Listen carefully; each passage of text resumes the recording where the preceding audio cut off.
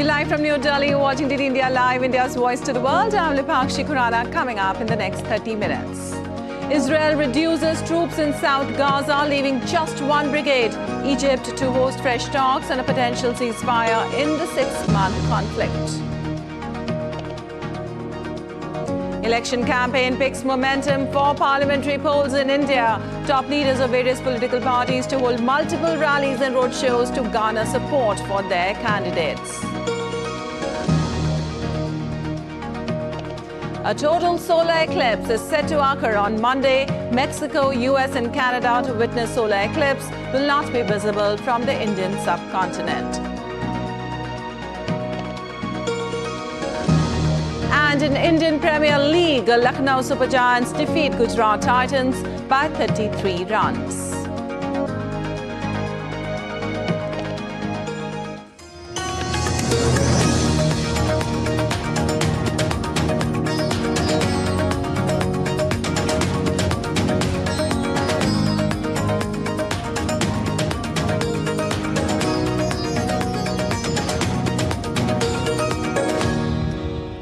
Well, an update on Israel-Hamas conflict now. Israel on Sunday said it had withdrawn more soldiers from southern Gaza, leaving just one brigade in the area. Israeli Defense Minister Yoav Gallant has said the troops were leaving to prepare for their follow-up missions. Gallant said their achievements in Khan Yunis were extremely impressive, adding that Hamas had ceased to function as a military organization throughout Gaza.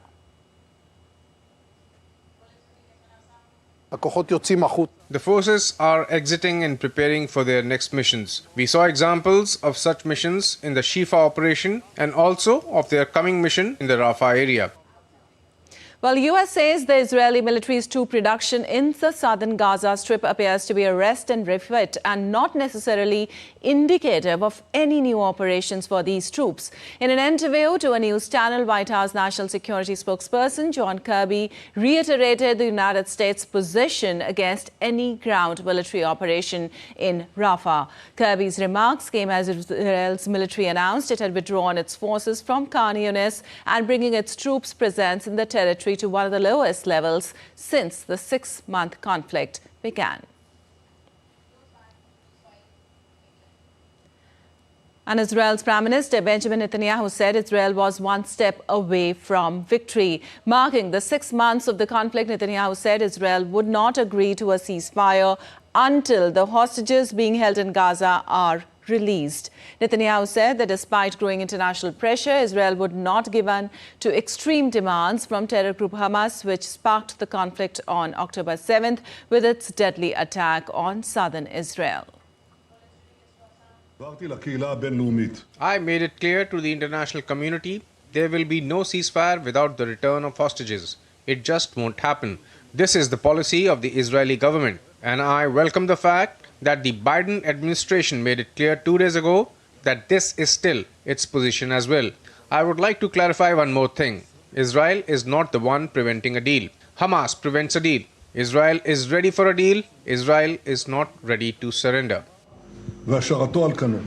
Well, progress has been made in discussions in Cairo on a truce in the Israel-Hamas conflict, and there is agreement on the basic points between all parties involved. According to Egypt's state-affiliated Al Kahara News, Hamas and Qatar's delegations left Cairo and will return within 2 days to agree on the terms of the final agreement, while the Israeli and the US delegations left the Egyptian capital later on Sunday. It added that consultations were ongoing during the next 48 hours.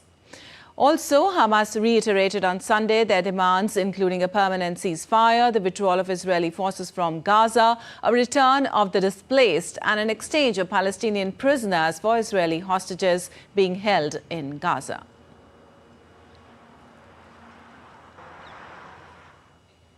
Well, Iraq agreed on Sunday to send 10 million litres of fuel to the Gaza in support of the Palestinian people. Iraq's Prime Minister Mohammad Shia al-Sudani in a statement said that Iraq also agreed to receive wounded Palestinians from Gaza and provide them treatment in the government and private hospitals. The lack of fuel has crippled hospitals, water systems, bakeries and relief operations in the Strip.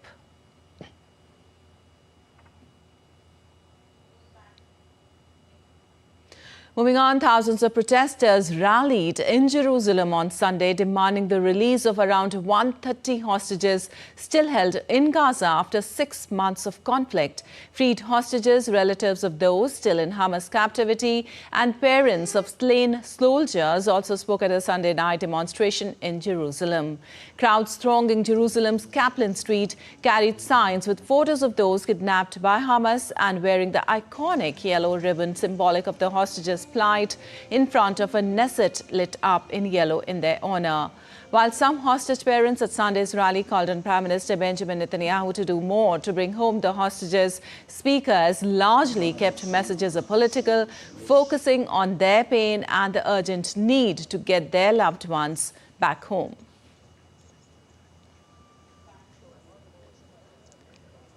And alongside the estimated 50,000 participants who demonstrated outside the Knesset, thousands more people gathered for rallies with relatives of captives in cities across the West, including New York, Berlin, London and Washington, D.C.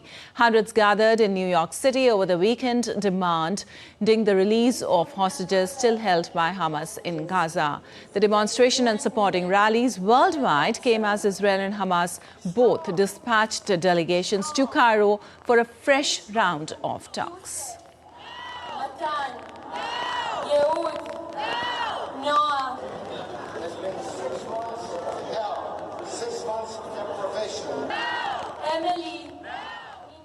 Well, former U.S. President Donald Trump has, according to his campaign, raised more than $50 million in one night at a Florida fundraiser.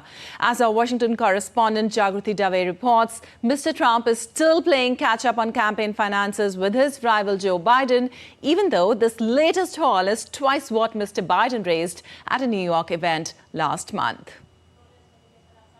This apparently record-breaking fundraiser was hosted by billionaire John Paulson at his Palm Beach home on Saturday.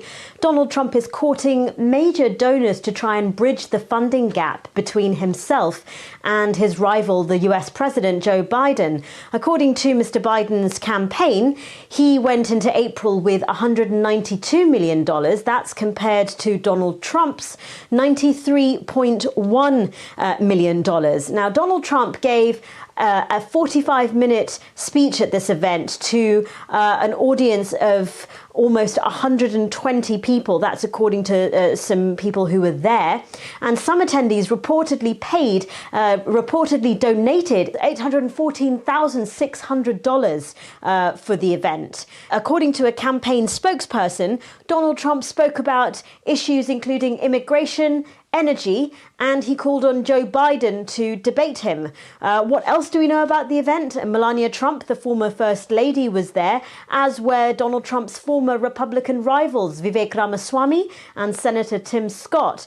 And of course, on the dinner menu, we've got a bit of information. There was filet au poivre and a pavlova with fresh berries. Jagruti Dave in Washington, reporting for DD India. Well, Mexico's diplomatic personnel are leaving Ecuador after the two countries severed ties. Mexico Foreign Minister Alicia Bárcena welcomed the return of its embassy personnel and lashed out at Ecuador's raid on the embassy and praised the diplomatic staff for defending the embassy. This comes after a growing rift between Mexico and Ecuador, which had been going on for days and culminated on Friday after Mexico granted political asylum to Ecuadorian Vice President George Glass. The raid has prompted criticism across Latin America, the United States, Honduras, Spain, the European Union. United Nations Secretary General Antonio Guterres also condemned Ecuador's decision, saying that it violates the sanctity of diplomatic and consular property.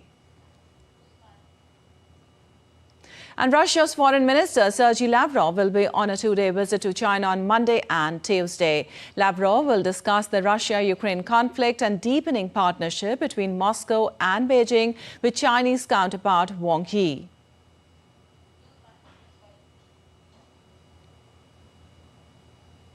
Moving on, the Sayan Range March Snowfield Combat and March competition opened on Saturday in Russia.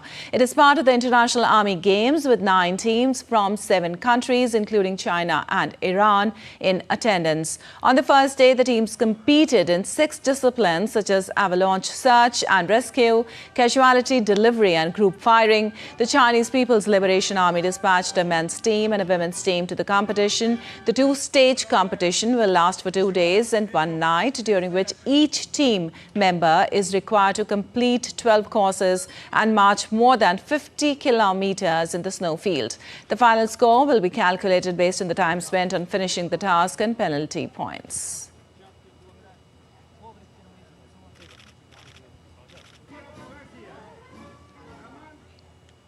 Well, NATO Secretary General Jens Stoltenberg seems to suggest that Ukraine would have to compromise in possible negotiations with Russia.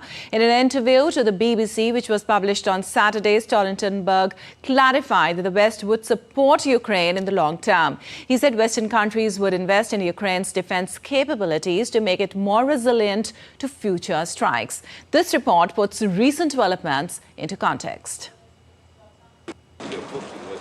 Just a few days ago, on the 4th of April, NATO members celebrating the 75th anniversary of the strongest military alliance in history, with pledges to support Ukraine to the very end. Today we will address Ukraine's urgent practical and political needs, including how to strengthen NATO support for Ukraine. At Vilnius, we agreed a package of measures to bring Ukraine closer to NATO. And as we prepare for our Washington summit, we are working together to cement Ukraine's path towards NATO membership. This matters for Ukraine's security and for our security. However, the funding plan for Ukraine doesn't seem to have the entire backing of the security alliance, with reports suggesting not all members agree. NATO chief Stoltenberg had proposed creating $107 billion 5-year fund to support Ukraine. But the idea drew mixed responses from NATO members. Then came an interview to the BBC published on Saturday, in which Stoltenberg has said, and I quote, "Even if we believe and hope that the war will end in the near future, at the end of the day, it has to be Ukraine that decides what kind of compromises they are willing to do," unquote. He added that the West's role is to help Kiev reach a negotiating position that could produce an acceptable result. He, however, did mention that he was not pushing Kiev toward any concessions, emphasizing that the real peace can only be achieved with the Ukrainian victory. It is clear that extending support and aid to Ukraine emerged as a contentious topic among NATO member countries as foreign ministers met for 2 days of talks at the alliance headquarters in Brussels, Belgium, concluding on Thursday. NATO alliance members had agreed to scour their arsenals for more air defense systems to protect Ukraine from Russian ballistic missile attacks. He said, NATO is not party to the conflict, and NATO will not be party to the conflict. But NATO is providing support to Ukraine to help them defend themselves. And we just have to remember again and again what this is. This is one country, Russia, attacking another, invading another country. Russia claims it is open to talks with Ukraine, but asserts that Ukraine must accept its borders have changed drastically since the start of the military operation. Ukraine advocates a 10-point peace formula demanding that Moscow withdraws its troops from territories it has occupied, apart from a tribunal to prosecute Russian war crimes. This is a position Moscow says is detached from reality. Ukrainian President Zelensky, in remarks published on Saturday, said his country is awaiting a much-needed large-scale aid package from the United States, and that he still believes will get approval from the US Congress. He also hopes the setup of a peace summit in Switzerland with around 100 countries participating. If there is any hint in a change of stance, Zelensky suggested last month that a return to Ukraine's 1991 borders was no longer a precondition for negotiations. He still insists that Kiev must regain its territories annexed by Moscow in 2022. Bureau Report, DD, India. Well, Russia's nuclear power corporation Rosatom accused Ukraine's military on Sunday of launching a series of attacks on the Russian-held Zaporizhzhia nuclear power station, and the UN's nuclear watchdog called for such incidents to cease immediately. A Rosatom statement said the first strike on the plant hit an area near a canteen, injuring the 3 staff members. Within a half hour, it said a drone had attacked a cargo loading area, and another drone subsequently struck the dome of the 6th reactor. Russia urged world leaders to denounce the incidents. Both Russian officials and the UN's International Atomic Energy Agency said radiation levels were normal and damage not severe. A Ukrainian intelligence official said Kyiv had nothing to do with any strikes on the station.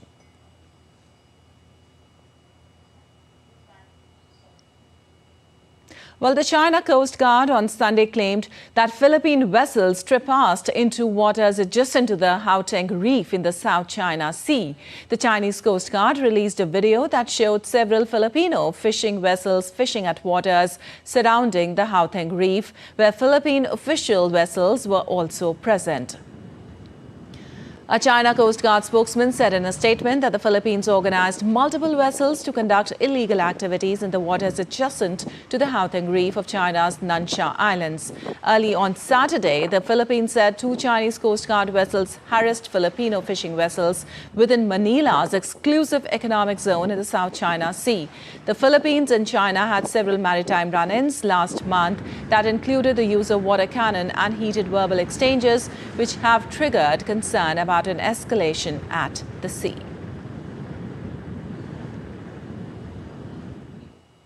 And moving on, as total solar eclipse is set to occur on Monday, locals and tourists in Mexico are getting prepped up to witness the celestial phenomena. The eclipse is set to commence over the South Pacific Ocean, with the first point of contact on continental North America being Mexico's Pacific coast at approximately 11:07 a.m.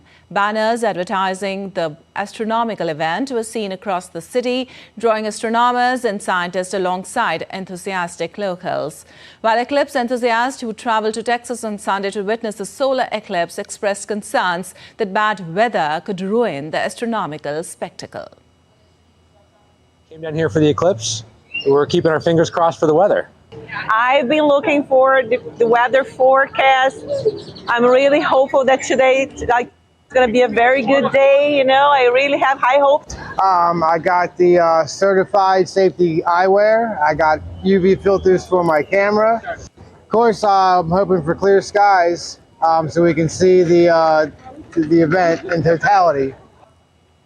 Well, Argentina is facing an insect repellent shortage as the country prepares for its worst ever dengue season. According to a report, mosquito repellents have been sold out in virtually all of the stores across the capital city of Buenos Aires. The repellents are being sold for exorbitant prices online, in some cases as much as 10 times the retail price. More than 120,000 cases of dengue have been recorded so far in the 2023-24 season. Rampant hoarding and surgent prices of repellents have stoked desperation among the citizens. The government in Argentina, which is already battling sky-high inflation levels, was forced to intervene. The authorities have lifted import restrictions on foreign-made mosquito repellents to boost supply and announced they would ramp up production at local labs.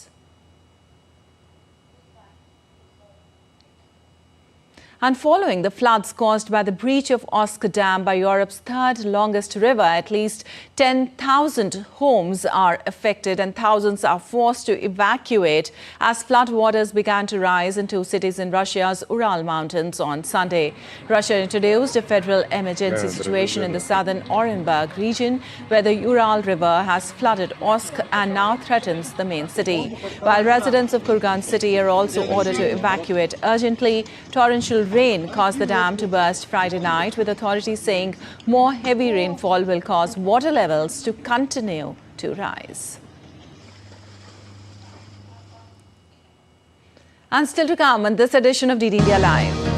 Parivartan Chintan, a tri-service conference by the Indian Army, is going to be held in New Delhi today, aims to propel integration efforts amongst the armed forces.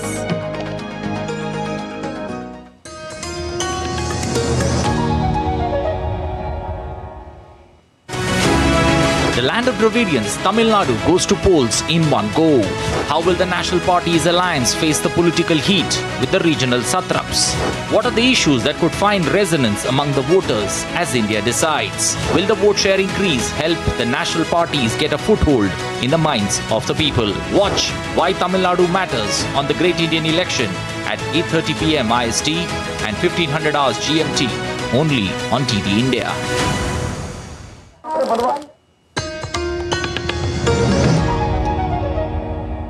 Welcome back. You're watching DD India Live. I'm Lapakshi Khurana, and moving on, let's now get you the latest in the world's largest democratic election in India.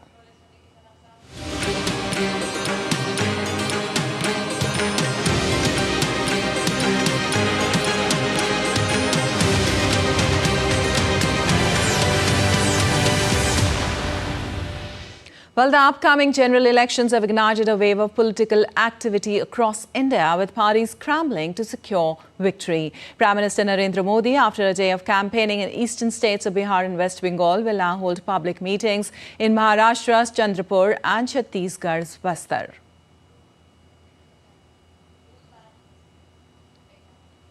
And India's Home Minister Amit Shah will be kicking off his poll campaign in Assam. He will hold a meeting in the Bishwanath district. Assam comprises of 14 constituencies and will be voting in 3 phases, 1, 2 and 3 of the elections.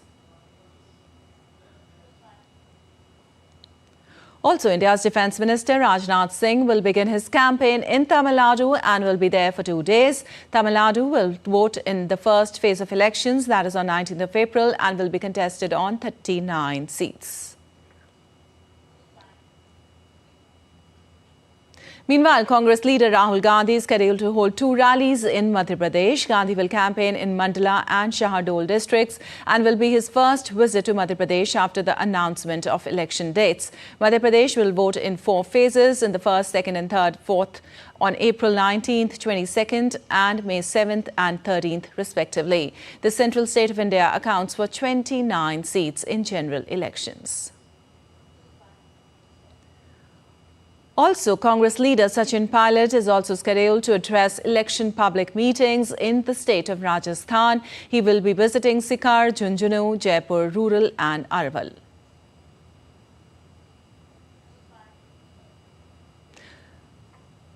Well, Aam Aadmi Party AAP national leader and Delhi government minister Atishi will be making her mark in Assam campaign starting from today onwards.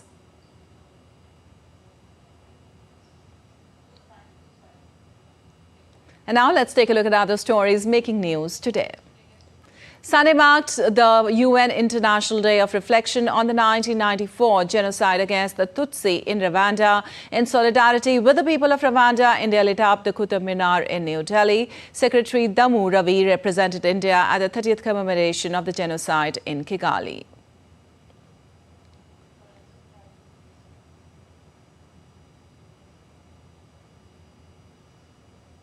The Indian Army is going to hold a tri-service conference called Parivartan Chintan in Delhi today. The conference aims to propel jointness and integration efforts amongst the armed forces. It will be the first ever conference of the heads of all tri-service institutions and members of varied branches. A day-long discussion will be chaired by Chiefs of Defence Staff General Anil Chauhan.